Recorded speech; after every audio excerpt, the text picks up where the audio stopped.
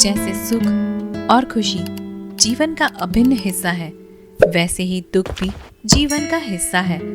लेकिन दुखों से घिरे रहने वाले इंसान को ये जीवन नर्क लगने लगता है।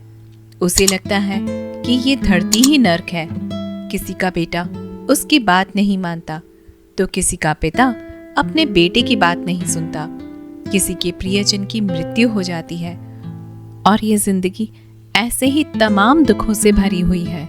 जिंदगी हमें नर्क लगने लगती है, लेकिन हम ये नहीं समझ पाते कि दुख और सुख एक ही सिक्के के दो पहलू हैं। दोस्तों, गौतम बुद्ध ने अपनी कहानियों के माध्यम से लोगों को इस सिक्के के दोनों पहलू सुख और दुख को समझाने की बहुत कोशिश की है। हम भी एक ऐसी कहानी के माध्यम से आपको इस सिक्के के दोनों पहलू समझाने की कोशिश करेंगे। दोस्तों, जिस तरह से मैं अपनी कहानियों के माध्यम से आप सबको मोटिवेट करती हूँ, वैसे ही आपका सब्सक्राइब करना मुझे मोटिवेशन देता है।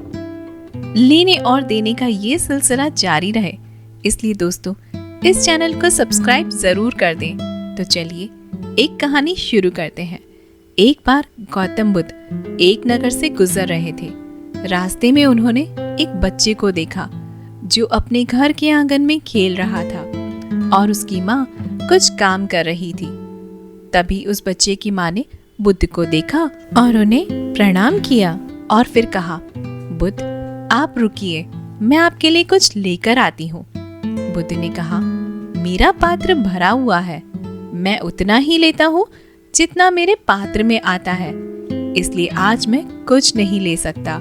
मैं कल फिर आऊंगा, तुम मुझे कल दे देना। बुद्ध ने उस बच्चे के सिर पर हाथ रखा और वहां से चले गए। अगले दिन बुद्ध फिर से स्त्री के पास आए। स्त्री बुद्ध को देखकर बेहद खुश होती है और उन्हें एक पात्र में चावल भरकर देती है। बुद्ध ये स्वीकार कर लेते हैं। बुद्ध ने उस स्त्री को कुछ जड़ी बूटी दी और कहा, इसे चावल के बीच दबाकर रख देना और अपने बच्चे को इसका रस निकालकर पिलाना। इस तरह से वो हमेशा स्वस्थ बना रहेगा। स्त्री ने उस जड़ी बूटी को रख लिया और बुद्ध वहां से चले गए। 1 महीने बाद बुद्ध संसार में व्याप्त प्राणियों की पीड़ा पर उपदेश दे रहे थे। तभी उस सभा में एक स्त्री अपने बच्चे को अपने गले से लगाए बुद्ध के पास पहुंचती है और बुद्ध के चरणों में रोती हुई बोलती है, बुद्ध मौत क्या होती है, उसकी वेदना क्या होती है, ये आप मुझसे पूछो। मैं एक विधवा हूँ, मेरा पुत्र अब मुझे छोड़कर चला गया है। अब ना तो वो रोता है ना वो हंसता है। हे बुद्ध, क्या आपने मुझे पहचाना नहीं? बुद्ध ने उस बच्चे को अपनी गोद में उठाकर उस स्त्री से कहा, तुम्हारा पुत्र बहुत ही सुंदर है। मैंने तुम्हें कुछ जड़ी बूटियां दी थी, क्या तुमने इसे पिलाया नहीं? स्त्री बुद्ध के चरणों में गिरकर बोली, हे बुद्ध, मुझे माफ कर दें, वो जड़ी बूटियां मैंने फेंक दी। मैं आप पर विश्वास नहीं कर पाई। मुझे लगा कि कहीं वो जड़ी बूटी मेरे पुत्र को हानि न पहुंचा दे। कुछ गांव के लोग आपको पाखंडी और ढोंगी कहते हैं। बुद्ध ने उस स्त्री को कहा, क्या अब तुम्हें मुझ पर विश्वास है? स्त्री बोली, हाँ बुद्ध, मैं मेरे बेटे को ठीक करने के लिए हर जगह गई। तब किसी ने मुझे कहा कि आप बुद्ध के पास जाओ, वो सबकी समस्या दूर कर देते हैं, तुम्हारी भी समस्या को जरूर दूर कर देंगे। हे बुद्ध, आप मेरे बेटे पर कृपा करें, मेरे बेटे को भी ठीक कर दें। बुद्ध ने स्त्री से कहा, जैसे जीवन सत्य है, वैसे ही मृत्यु भी सत्य है, उसे स्वीकार करना चाहिए। स्त्री बोली, हे बुद्ध, आप मेरी वेदना समझ नहीं रहे हैं। मैं एक विधवा हूँ, मेरे जीने का इकलौता सहारा मेरा पुत्र अब इस दुनिया में नहीं है, वहां मुझे छोड़कर चला गया है। अब मैं किसके सहारे जीऊंगी?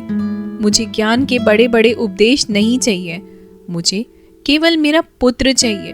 बुद्ध, क्या आप मेरे बेटे को जीवित कर सकते हैं? क्या आप मुझ पर रहम करेंगे?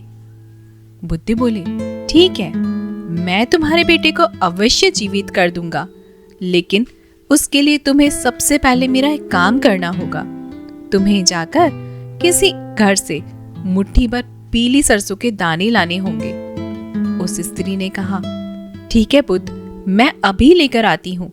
बुद्ध ने कहा, रुको स्त्री, तुम्हें ये सरसों के दाने किसी ऐसे घर से लाने हैं जहां आज तक किसी की कोई मृत्यु ना हुई हो।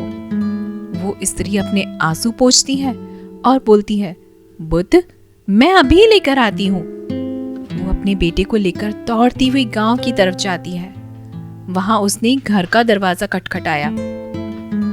उस घर का गृह स्वामी बाहर आया। उस स्त्री ने गृह स्वामी से एक मुट्ठी पीली सरसों के दाने मांगे। उस स्वामी ने स्त्री को सरसों के दाने दे दिए।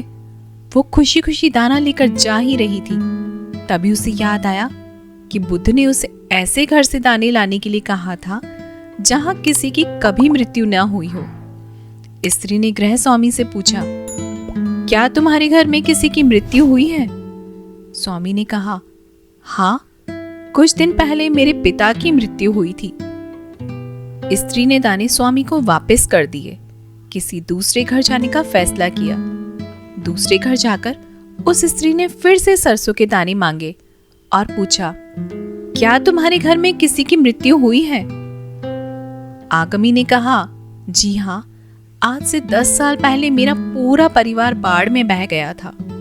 केवल मैं अकेला जीवित रह गया और अब मैं अकेले ही अपनी जिंदगी का बोझ ढो रहा हूँ।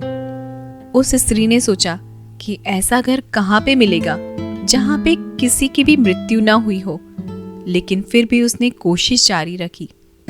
उसने हार नहीं मानी। वो पूरे दिन सुबह से शाम तक पूरे गांव में घूमती रही, लेकिन उसे कोई भी ऐसा घर नहीं मिला जहां किसी की मृत्यु ना हुई हो। उस स्त्री ने रोते रोते अपने बेटे को गले से लगाया। वह बुद्ध के पास जा रही थी, तभी उसे रास्ते में एक शमशान घाट दिखा। उसने वहां जाकर अपने बेटे के लिए गड्ढा खोदना शुरू कर दिया।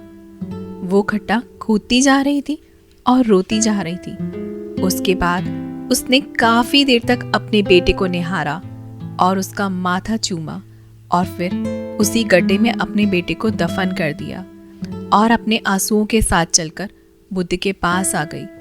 बुद्ध उसी सभा में स्त्री का इंतजार कर रहे थे। वो बुद्ध के चरणों में गिरकर रोने लगी। उसके आंसू रुकने का नाम नहीं ले रहे थे। वो बस रोती जा रही थी। जिसे जीवन मिला है उसे मृत्यु भी अवश्य मिलेगी, चाहे वो राजा हो, चाहे वो रंक हो, चाहे वो कोई युवा हो, चाहे वो कोई वृद्ध हो। मृत्यु सभी को आने वाली है। वो स्त्री बुद्ध से बोली, हे बुद्ध, आप सच कहते हैं। पहले मुझे ऐसा लग रहा था कि मृत्यु का दर्द केवल मेरे अंदर ही है, लेकिन फिर मैंने देखा कि दुनिया में लोग मुझसे भी ज्यादा पीड़ा में हैं, दुख का अनुभव कर रहे हैं। इस पर बुद्ध कहते हैं, तुम्हारा बेटा कहीं नहीं गया स्त्री, वो तुम्हारे आसपास ही है। उसे महसूस करो, ये परम सत्य है। जब तक सृष्टि रहेगी, दुख मनुष्य के साथ साथ चलता रहेगा। उसका कारण है मनुष्य का खुद का किसी और के साथ बांध लेना, और जब तक वो रहेगा तब तक हमें दुख होता ही रहेगा।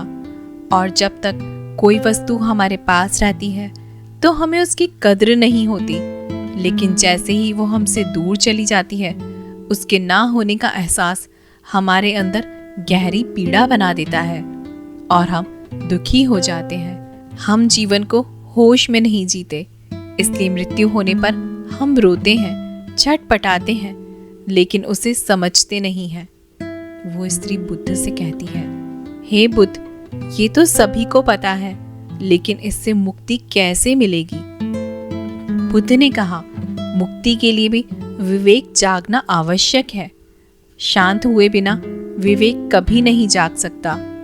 तुम शांत होकर सोचोगी तब तुम्हें लगेगा जैसे जन्म होता है वैसे ही मृत्यु भी जीवन का परम सत्य है।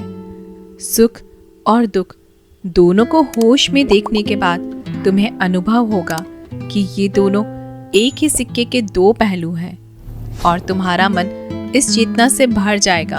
तब तुम्हें ये ज्ञान और भी समझ में आ जाएगा कि जन्म और मृत्यु, मिलन और वियोग नहीं है, एक ही होते हैं। वो स्त्री बुद्ध से बोली, आपने मुझे एक नया रास्ता दिखाया है बुद्ध। मुझे अब तक मेरे पुत्र के जाने के बाद अपना जीवन व्यर्थ लग रहा था, लेकिन अब मुझे मेरे जीवन का मोल समझ में आ गया है। जो रास्ता आपने मुझे दिखाया है, अब मैं उसी पर चलूंगी। दोस्तों, अगर ये कहानी आपको थोड़ी भी ज्ञानवर्धक लगी हो तो इसे अपने सगे संबंधियों, दोस्तों और मित्रजनों के साथ में ज़रूर शेयर करिएगा। इस चैनल को सब्सक्राइब ज़रूर से करें। मिलते हैं अगली कहानी में, तब तक के लिए धन्यवाद।